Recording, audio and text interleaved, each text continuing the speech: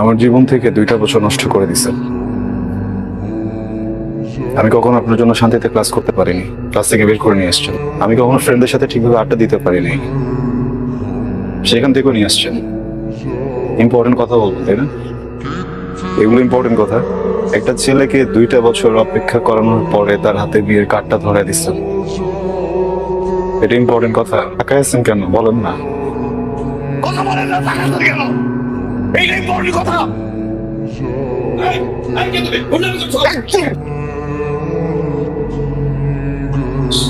Sorry sorry sorry uncle, এখানে কোনো secret করতে আসি নাই। উনি আমাকে 2 বছর ধরে আঙ্কেল ঘোরাচ্ছে, বুঝছেন? আমাকে কি যেন একটা ইম্পর্টেন্ট কথা বলবে। আমি 2টা বছর ধরে ঘুরতেছি। আমি জাস্ট আসছি ইম্পর্টেন্ট কথাটা শোনার জন্য। আমি ইম্পর্টেন্ট কথা শুনে চলে যাবো। ডিস্টার্ব করবো প্লিজ। আপনি কি চান এখানে একটা সিক্রেট হোক? না।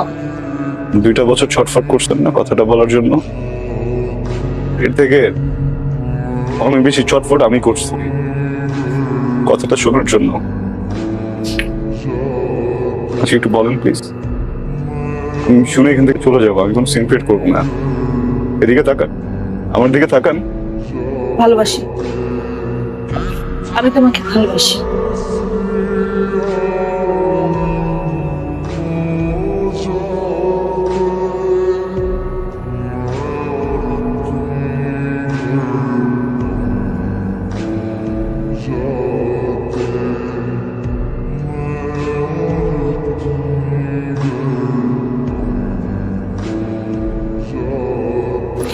ইম্পর্টেন্ট কথা শুনলা তো না, যেটা শুনতে আসছিলাম? ইম্পর্টেন্ট কথা শুনলা, বুঝলা, এখন চলে যাইতেছো? কারণ আমি কিছু বলতে আসিনি, শুনতে আসছিলাম। শুনে ফেলছি, এখন ধর কোনো কাজ নাই। কি হবে? এত স্টুপিড তুমি, মাথায় বুদ্ধি নাই? হ্যাঁ, কিছু বুঝো না? এতগুলা মানুষের সামনে আমার ফ্যামিলি, বরপক্ষের লোকজন সবাই শুনছে আমি কি বলছি, সবাই শুনছে। তারপর আমার বিয়ে হবে তোমার মনে হয়? আদৌ বিয়ে হবে? সরি। Okay fine.